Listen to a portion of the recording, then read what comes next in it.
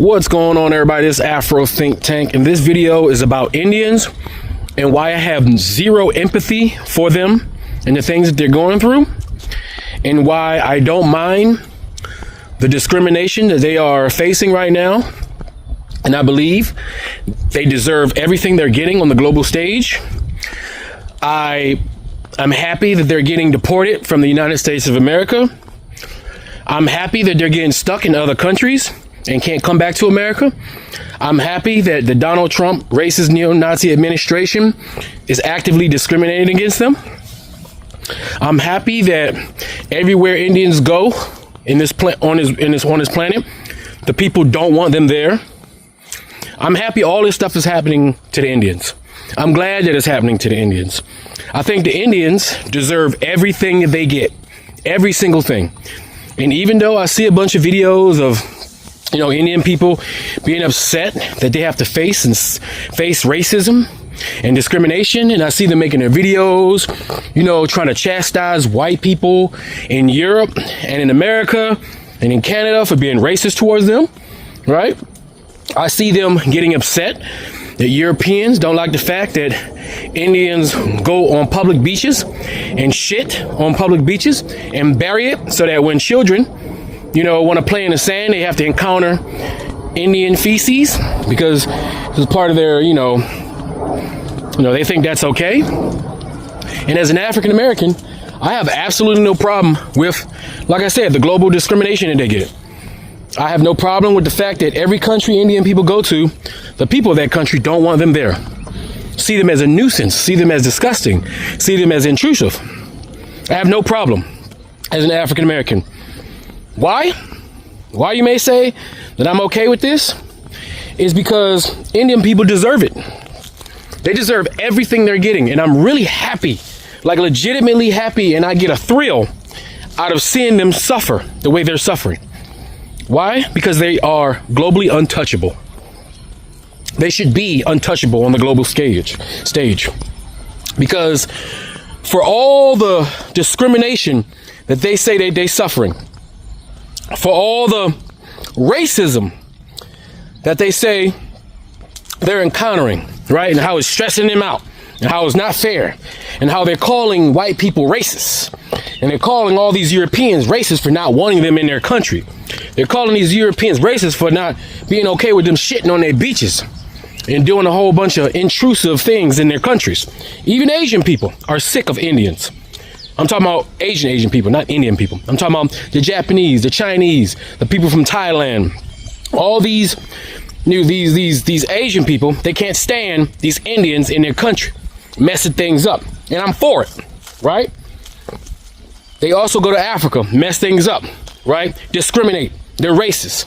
See, Indian people, for all this shit that they're complaining about, when you go to India, their caste system, a part of their institution, they do exactly the same thing to the members of their community who are brown, who are dark, who are the original inhabitants of India, which are those black Africans who started their civilization and done all the great things that they now currently take credit for. When different portions of the Caucasus Mountain Europeans came and took over India, because India is really just not really a country of a homogenized group of people, but it consists of people coming from Greater Asia, Europe, and Africa. And Africa are the original inhabitants of that land. The way Indian people treat the untouchables, which are the black African original indigenous members of that community, right? And I want y'all to realize this. If you look at the indigenous population of South Asia, the coastline, you'll notice they're all black. From India from Yemen, right? Which is one of the first places we stepped out of. From Yemen to India to Nepal to Thailand to all the way up to Australia, like that fall on the coastline. If you notice, the indigenous population, including Japan and China, the indigenous populations, the ones who started those people, they're all black or African. Some of the first groups of people to leave Africa. Indian people are so racist culturally, not just one or two bad apples, not just a couple bad orchids. Their whole society are so racist and is so institutionalized that they shouldn't have the right to complain about racism outside of India. You see, everything that they're suffering from right now is the same thing that they impose on the lower caste members of their own communities. Yeah. So when they're complaining about these B1 visas that they think that they inherently should get because they think they're smarter, they're not smarter, they're cheaper. Because they listen to white people tell them that they're smart, right? And they get these visas to come be IT engineers and all these corporations. They think they're better than everybody else, that they're inherently more superior intellectually. No, in fact, you're not superior intellectually. You're just willing to take less money. It's called capitalism, right? And if they were to find somebody that would take less money than you, they would never use you. And that's exactly what has happened, because AI can do your job much cheaper than you, right? That's why they sent all the call center data centers to India, right? It's not because you guys are superior at problem solving and troubleshooting, over the phone, but it's because you do it cheaper. That's the thing, right? So AI can do that shit now. So you Indian people, until you guys fix how you treat your members of your society, the untouchables, right? I keep saying the word untouchable because you Indians should be untouchable until you make your untouchables touchable. All the discrimination you experience in the world is a reflection on how you treat your people in India. The lower caste members of society that don't get an opportunity because of their name, because their name is associated with a certain group of people, or because of their color, their brown skin, that you discriminate against because you love whiteness, right? The fact that your caste system permanently places these people within positions that they can't get out of. So you Indian people, y'all think that y'all can openly discriminate and be racist towards the indigenous inhabitants of India. You guys think that you can institutionally and structurally and socially discriminate against the darker members of your society within India, unabated, unchallenged. And then you think you're going to leave India and you want people to treat you guys with respect. Well, based off your own racist caste system, these white people should not treat you with any respect, because in the caste system that you guys have adopted, created, and love, you guys are at the bottom because you're still brown and there are whiter people than you. So why should white people treat you with any amount of respect? Why should you come be prioritized in any manner of the word? Why should anybody look at you as a human being when you guys don't even look at the true members of the true Indians as human beings? You're getting exactly what you put out. This is your karma. This is your karma. No one likes you no matter where you go. Isn't that the same thing in India? No one likes those untouchables no matter where they go. Nobody likes the lower caste members in India no matter where they go. No matter where a lower caste member Indian goes in India, they are discriminated against systematically. Socially, they're shunned and looked down upon, disrespected and disregarded. So why should any of you people who have the money to jet set around the world because you're a part of a higher class, because your last name gives you a permanent status within your community, why should anybody respect you? If your country was so great, why don't you stay there where you're top dog? Why do you have to leave India and go to other places for opportunities? Are there no opportunities in your country? That's the same thing that people in other countries are saying about you guys. There are plenty of Americans who can work in those data centers. There are plenty of Africans and African Americans and Latinos who can do those engineering and IT jobs that you guys think you guys are inherently superior and y'all can do. They just want to get paid fairly. And since you guys will accept any amount of money to do these jobs, right, they usually pick you. They don't need you anymore. You see? But you guys think you're special, but you're not. You're getting everything that you deserve. And the whole world knows it. So there's no way that the world is going to be empathetic towards you Indians. It's impossible. Because we're only going to treat you with the amount of respect that you treat yourself. You see, from the outside, the way Indians treat other Indians is how they should be treated. You should be treated as untouchable because you treat your people like untouchable. You see, in Africa, there's nobody doing that shit. There's no systematic caste system to the level at which they treat, as which you guys have. Now, there's various different type of class systems. Even in America, we have lower class, middle class, upper class, super mega upper class. We have class systems. Every society has a level of class system, right? And there is a level of inherent disrespect within it, right? But nothing compares to what you Indian people do.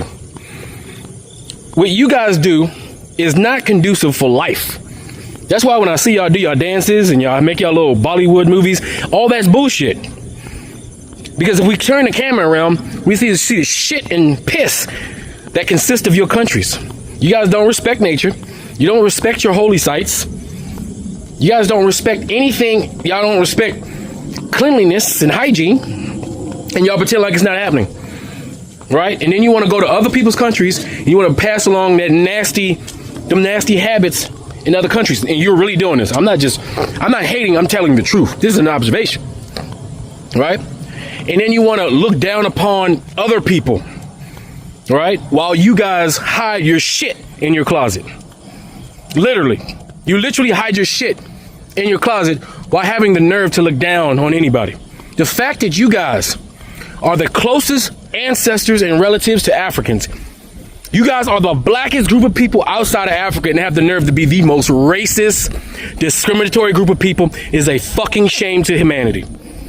Instead of being brothers and sisters with African people, your literal mothers and fathers, you discriminated against us the hardest while kissing the ass of the white man who murdered you guys for hundreds of years, who genocided you on more than one occasion, who's used and abused you. But your need to be close to whiteness is more important than humanity. And you're wondering why, when you go across the world, no one respects you. No one likes you. Whole societies don't want you around. No one likes your men. No one likes your women. Yet you guys discriminate actively against anybody darker than you as you bleach your skin and hide who you are. That's the truth. You guys have one of the largest bleaching industries in the world. And you take that shit and you sell that shit in Africa where you make your little enclave. Why are you guys in Africa if y'all hate Africans? Your hero Gandhi was a racist piece of shit. And I'm so glad it has come out. As Africans are not naive enough to believe that that guy was any kind of person to emulate.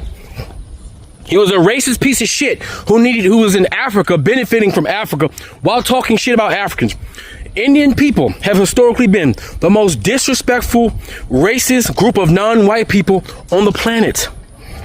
So yes, you deserve this is your chickens coming home to roost. And I will never feel sorry for you guys. I will never have empathy for Indians until you guys have empathy for the lower caste members of your society. Until you make those untouchables touchable. So until you make those untouchables touchable, you on the global scale will always be untouchable. So your complaining is landing on deaf ears on the global scale.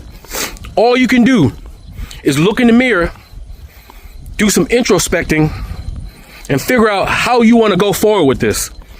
Because the world will never give y'all the respect that you think you deserve until you give the people of your community, the lower caste and the untouchables, the respect they deserve. Anyway, that's all I got to say. It's Afro Think Tank. Learn something, teach something. I'm out. Right now in India, over 2.3 million girls and women are trafficked. 70% of them are Dalits and tribals. There are villages in the state that I live in where you won't find a girl child above 5 years of age in a Dalit tribal village. Why? Because all of those children are sold into sexual and slavery, and they are in brothels all over India, or in a brothel in the Gulf, or who knows, even in North America. Now, when you say sold, do you mean the actual family family of the child sells them into this? The parents are complicit into this because, first of all, you're a Dalit, then you're born as a Dalit tribal girl child. The mother and the parents cannot even think, how do I bring this? Because if I bring this child up, anyway, she's going to get raped, she's going to get abused. 3 Dalit women are raped every day, in the country. And so the abuse that's going on to women is so huge. So the parents are complicit. They work with the middlemen and the business guys, and they sell the child for $1,000, $2,000, and that's the end of it. And the child disappears into the brothels of India. You said this is the single largest group of modern slaves. Absolutely. In the world. In the world. I mean, in terms of human trafficking, the problem in India is so big that the U.S. State Department's report in 2005-2006 says India has the largest group of humans being trafficked. And you got trafficking into the sex trade, you got trafficking into child labor. The Slumdog Millionaire is trafficking into beggary. Beggary means you kidnap kids, you take their eyes out, you kill, you amputate them, and you use them in the profession of beggary. There is the trafficking of young boys into becoming camel jockeying in Rajasthan or in the Gulf, where they are tied to camels and the camels run, and as the camel runs and the legs of the child brushes against the leg of the camel, and the child screams, and as the child screams more, the camel learns how to run faster and faster, and while this goes on, the child is maimed permanently for life. These are children that are trafficked. So Joseph, how do you, because this is, you can see by our faces, we're like, I wouldn't say traumatized, but this is overwhelming and horrible. So what, is it pressure from outside of India to bring this change? I know with you, I mean, what is the Dalit Freedom Network doing? Because it seems so overwhelming. What can one person do to just start bringing about change? Oh, there's plenty everybody can do, and I think one individual can make a huge difference, and I have loads of stories on this. But Ambedkar was the father of the Dalit movement, who lived around the time that Gandhi lived and worked during independence. In 1934, he wrote in the New York Times of that day that nothing but concerted world opinion will bring down the practice of untouchability. Nothing but concerted world opinion and involvement, because the problem is so deeply entrenched. There is no conscientization within Indian society. Why are we allowing this? Why do we exploit these children, and what do we do about it? Because one of the great answers which we have addressed and we're looking at is to free these Dalit children, bring them into schools, give them a worldview that teaches they are made in the image of God, that God loves them, that they are not being punished by. Her return to the village may bring a crowd, but Kalpana was born with an enormous handicap. She grew up in a community that has always been marginalized, the untouchables.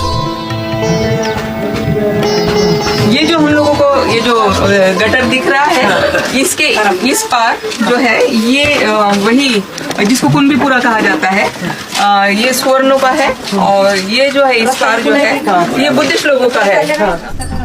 In India, the untouchables are the lowest in the Hindu social hierarchy.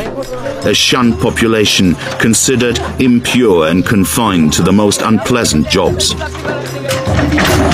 आप लोग बैलों की तरह मतलब भाग रहे हो ना, तो हमारे दादाजी जैसे कि किसी पाटिल के घर में काम कर रहे हैं, तो पाटिल के घर में हम भी बच्चे हैं तो हम चले जाते थे ना, तो उनको ऐसे बाहर मतलब बिठाया जाता था, वो चूल्हे तक नहीं जा सकते थे. एक उसका एरिया है, वो यहीं बैठेंगे, चाय देना है तो कोई ऐसे कप में देंगे, जो कप उन्हीं के लिए अलग रखा जाएगा, ग्लास होगा पानी देंगे तो वो भी इस तरह से. When we entered the school, the students excitedly rushed to us with the warmest welcome. They all held their hands out so we could shake them. It was only after we left Ms. Batho informed us why it was so significant that we shake each and every one of their little hands. Because at the age a child is able to comprehend, they learn that they are an untouchable. This was a turning point in our visit. Through a child's eyes, the first realization that they are untouchable is a loss of innocence. Knowing this is undeniably heartbreaking. The old dude is asking me if we need like hash, and I won't ever buy from this. Why? Nah, man, they're racist.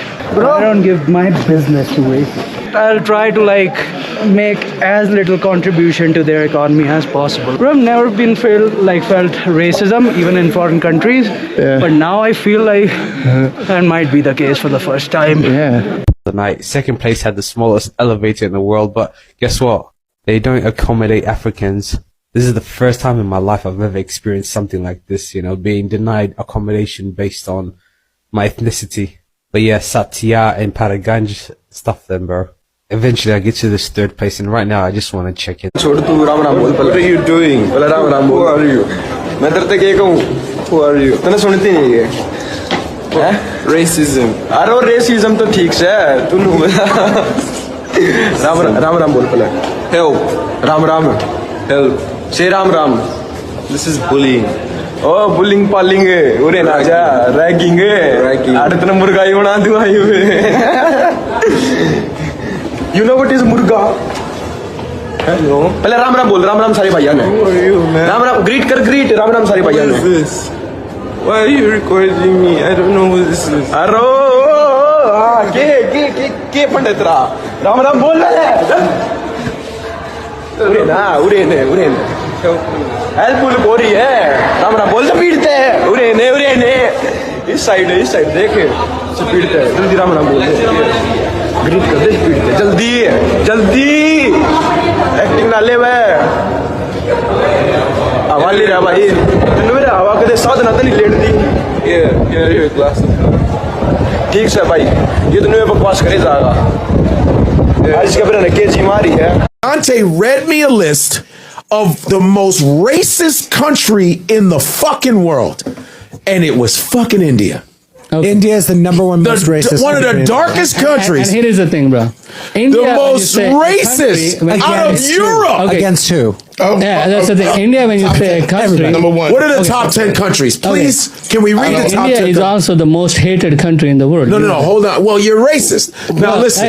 But that's because I hate that's your the country. agenda you want. Yeah, you're racist. Of course you're hated. Bro, when you say India, it's like saying an entire continent of Africa and saying this continent is It ain't going to be Africa. That is the biggest generalization. We just don't hate like that. And when you say something like that, when someone said that, that itself shows the bias in their argument. Where did you wait, Dante, where did you get the list from? Can we see the fucking list? He can read it. Okay. No, that's 2020, the next one. Wait, I got this one. This is a combination of two studies. One was asked if participants would be comfortable living with neighbors of a different race. And the second study it's combined with is a study that says if someone has ever witnessed or personally experienced racism. Okay. And then it says those combined, number one is India. What the? Hello, I am. What the? Huh? Do you think am I Chinese? No. You are not Chinese. Not Chinese. Do you have eye? Korea! K-pop! So don't say Corona to me, okay? Okay, sir. Okay, if I say Pakistan to you, you feeling not good, right? Okay. No, saying. I love Pakistan. Okay, you are Pakistan guy. However, don't say China to me. Okay, sir. Are they more surprised to see white people or black people? White. Right.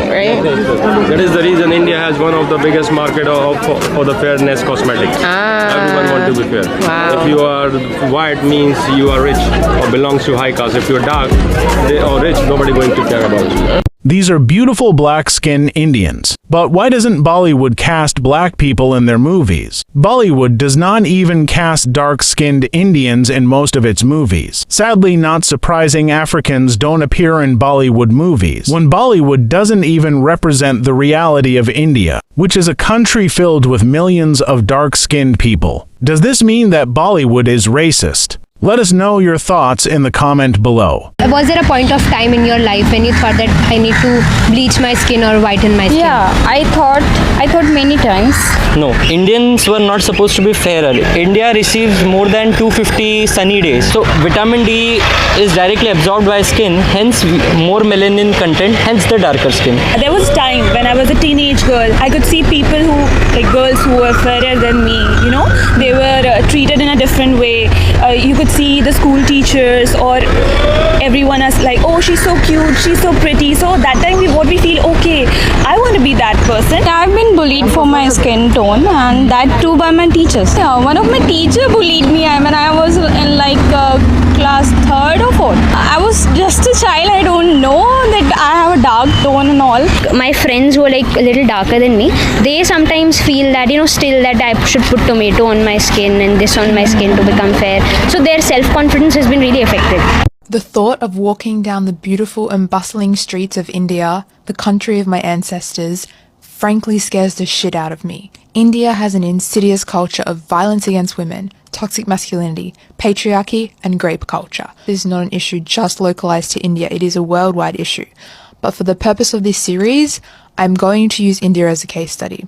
The issue of rape against women was spotlighted particularly in 2012 with the Nirbhaya case. After that, politicians promised to take a more hardline stance on the issue, but according to the National Crime Records Bureau statistics, not much has changed. In 2021, there was a 15.3 increase in cases from 2020. In 2022, there was a 4% increase from the previous year. Let's be extremely clear, the issue of rape against women is not just a feminist issue, it is also a caste issue. The term here is Brahmanical patriarchy. Essentially, women's ability to reproduce presents a threat to the purity of bloodlines and purity of the caste system. Hence, their sexuality is controlled and this behavior normalized. Former Hindu Times reporter Smriti Singh says, when deciding whether to run a rape case in the media, they use a criteria called PLU, or people like us. If you are middle, upper class and can speak English, your story is much more likely to run in the media. Toxic masculinity is not just a trope we see in Indian cinema that is applauded where the main character's bravery saves the day. It is a reality. Not all men, but on average, 90 women a day. So simply, do better. Nice to meet you. अरे भाई रे photo काढ इथे सोबत अरे एवढं लांब नाही हो एवढं असं धरून घेऊन थांबा एवढं असं मी पण येतो मध्ये एवढं असं हा एवढं असं No, thank you, bye bye. Okay, thanks. Oh, I have to run away. Bye bye. Bye. Namaste. Whoa. They really like to hug. I don't know why. Okay, let's go. Let's roll away here.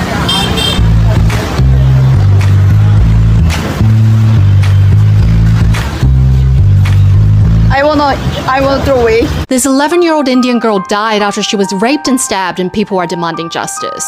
The girl, who is from the low-caste marginalized Dalit community, first went missing on May 26 when she was playing outside her house in the eastern state of Bihar. Her family members later found her injured lying near a road with nearly 20 knife wounds, according to local media. She had allegedly been raped by a man who lived near her aunt's house. She was taken to the hospital but had to be transferred to another hospital due to her critical condition on May 30th. However, her family said that when she arrived, the hospital kept her waiting in the ambulance for 2 to 3 hours before admitting her, an allegation the hospital has denied. The girl died of her injuries on June 1st. The news of her death sparked widespread outrage in India and calls for justice. Police have arrested the suspect, who had previously allegedly raped another 12-year-old girl and tried to kill her, and are investigating. India is the world's most dangerous place to be a woman, with government data from 2020 finding that a woman is raped every 15 minutes in the country. Follow for more stories from around the world.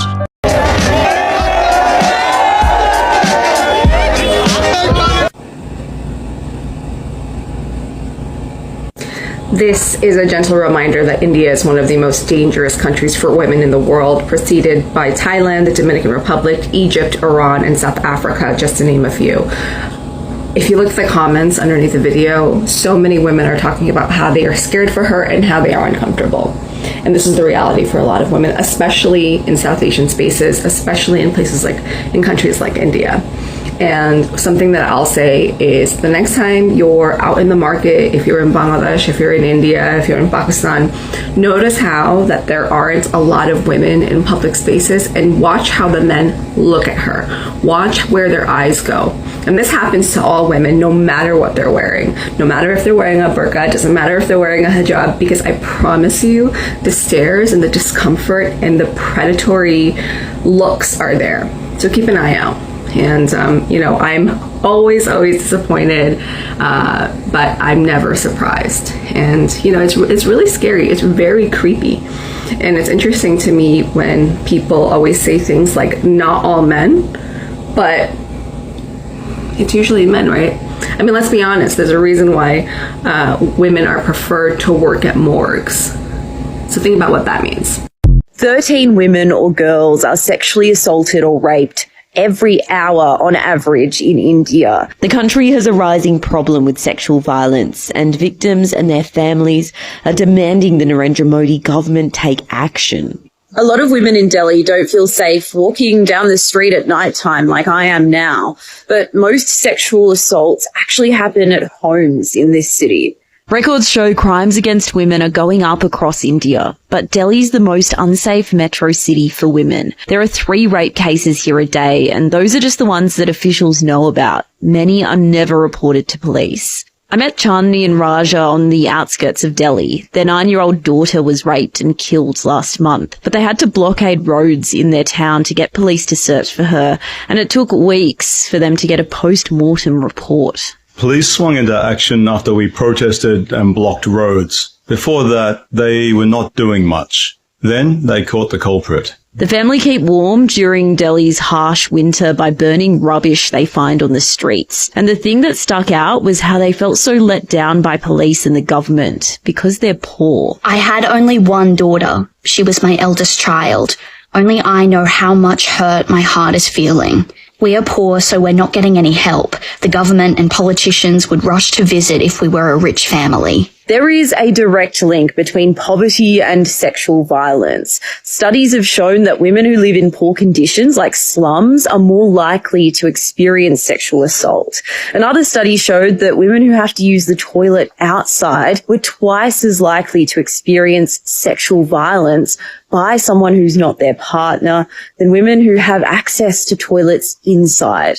We don't have access to justice. We don't have access to the things, and vulnerability becomes more when you are a poor person in this country. The Narendra Modi government came to power by promising to protect women after years of horrific cases like this. But victims tell us they need more support. New Delhi Police, which answers to the Modi government, didn't respond to our questions.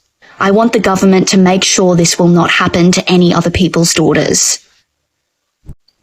Mahatma Gandhi is many things to many people. While some consider him an anti-imperialist, others consider him a racist towards black Africans, with critics arguing that his main grievance during his stay in South Africa was that the settler colonial forces had relegated Indians to the same level as black Africans, who were referred to by the derogatory racist term, Kafirs.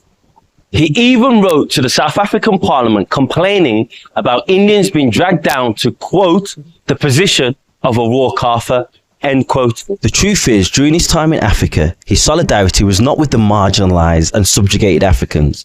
No, Gandhi instead tried to ally with their oppressors. That same letter stated, quote, the English and the Indians spring from a common stock called the Indo-Aryan, end quote. Not quite what you'd expect from a so-called anti-colonial icon. He also said that Africans were dirty, troublesome, and behaved like animals, suggesting that it was therefore justified to maintain the existing racial structures as long as Indians could be placed second on the racial hierarchy, just below the whites. The question is, should a man who espoused such views have a square in Africa's biggest city named after him?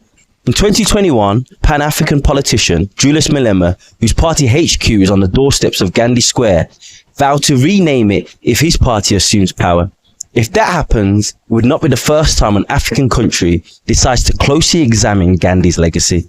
In 2018, a Gandhi statue at the University of Ghana was taken down following a 2-year-long protest by lecturers and students.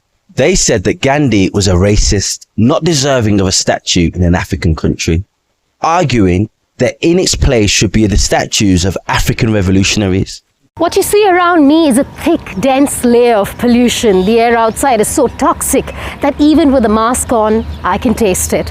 If you're out for too long, the eyes begin to burn and the throat hurts. Around this time every year, this smog shrouds India's capital city, obscuring the skyline and putting more than 20 million people at risk. On a bad day, New Delhi's pollution levels are nearly 80 times the limit recommended by the World Health Organization. So why is Delhi one of the most polluted cities in the world? One major factor is crop burning, which can be better understood from above. Satellite images shared by NASA show thousands of fires set by farmers over the last few weeks in Delhi's neighboring states. They do this annually to clear the fields after harvest for the next year's crops. Dust from roads and construction sites, vehicle emissions, and industrial pollution are also major contributors to Delhi's toxic air. As winter approaches, the colder air acts as a blanket covering the ground, trapping air pollutants. And as for the geography, Delhi is a landlocked city, limiting options to flush out polluted air. With multiple causes and no one solution, this pollution crisis will not be easy to solve. New Delhi, India, one of the world's most polluted cities. Pollution causes nearly 2 million deaths per year in India from respiratory diseases and asthma. Look at that mouth trash. Imagine living next to this. Very hard to breathe here. Do people and their families have health problems? ज़्यादा को भी है. Why would they want to build homes near the trash pile? Very, very poor people move to India. A lot of cow poop right here. That's open sewage. Look at all that. This is pretty insane. The living conditions. Look at that cow. It's just cooking right there. Would you get sick if you ate the food here? Yeah. We are visiting a crematorium now. We burn the bodies here. These are human bodies being burned? It pollutes the local liver and the air also. This is the largest market for chicken. Chicken that I've been eating in the hotel from that market? Look at that. The trash mountain right next to the fish. So hope you become a vegetarian right now.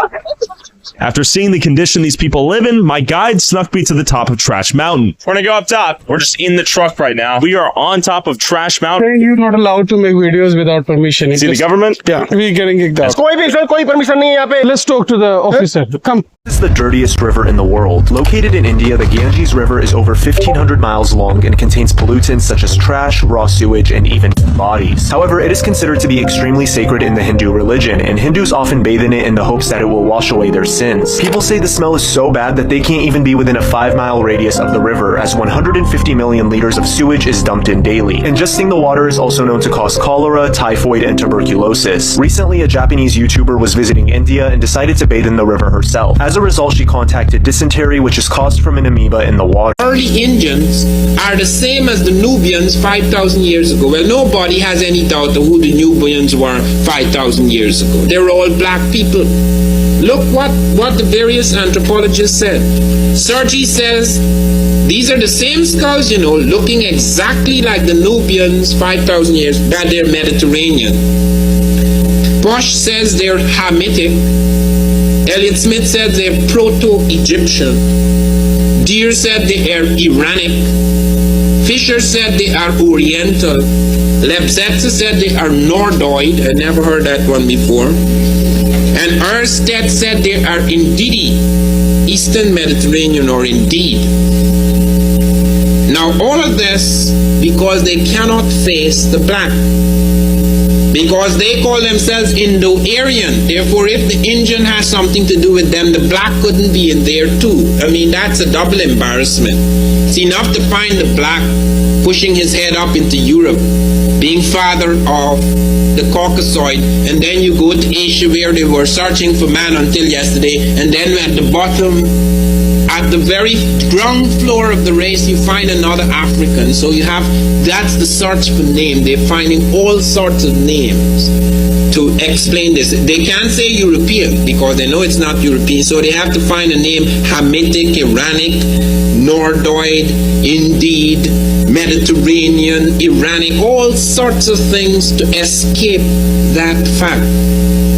Now, why is it important? This is important because you see, the early Africoid Asiatics in India had established an extraordinary civilization. It is known as the Indus Valley Civilization. We have found two of the great cities. They are almost twin cities, Harappa and Mohenjo-Daro.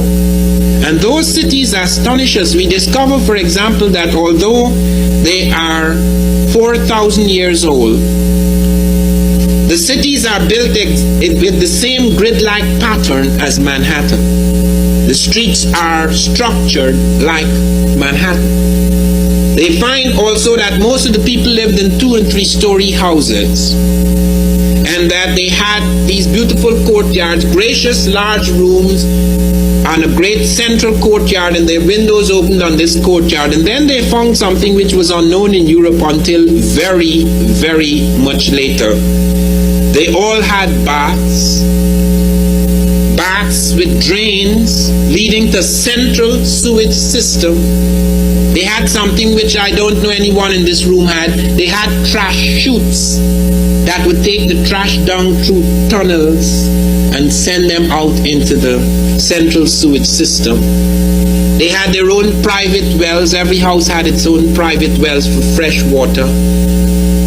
They had shipping docks with sluice gates unknown in the world at that time. Sluice gates that they could, so that whether it was low tide or high tide, they could bring the ships in because they were involved in intensive and extensive trading.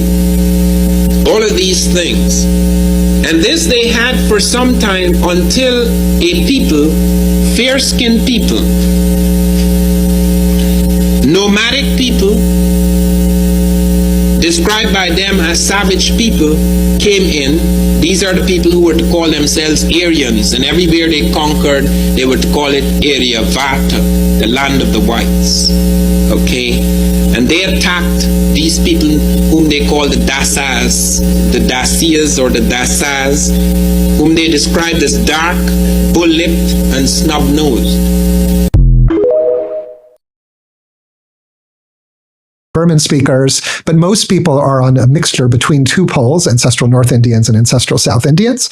And when you look at genetic data from India, it looks like what you see today in African Americans, with people with relatively higher or lower proportions of, say, European and West African ancestry.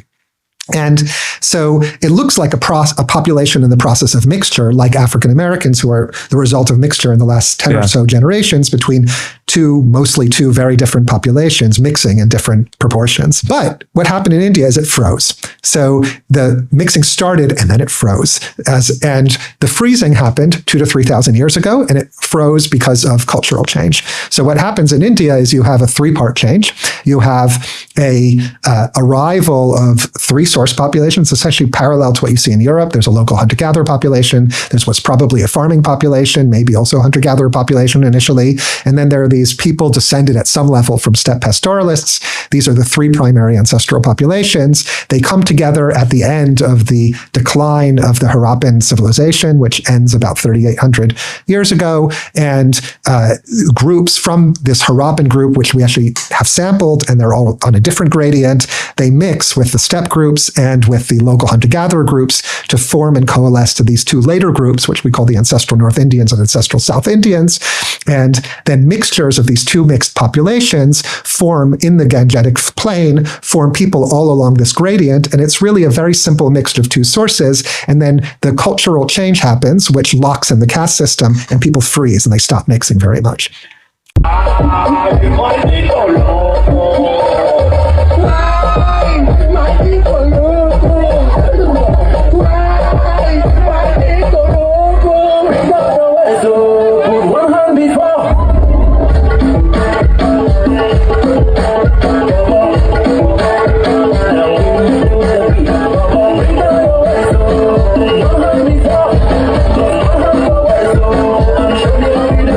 Free Sudan! Boycott diamonds and gold! Free Sudan! Boycott diamonds and gold!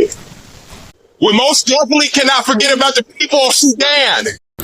Thanks for watching Afro Think Tank.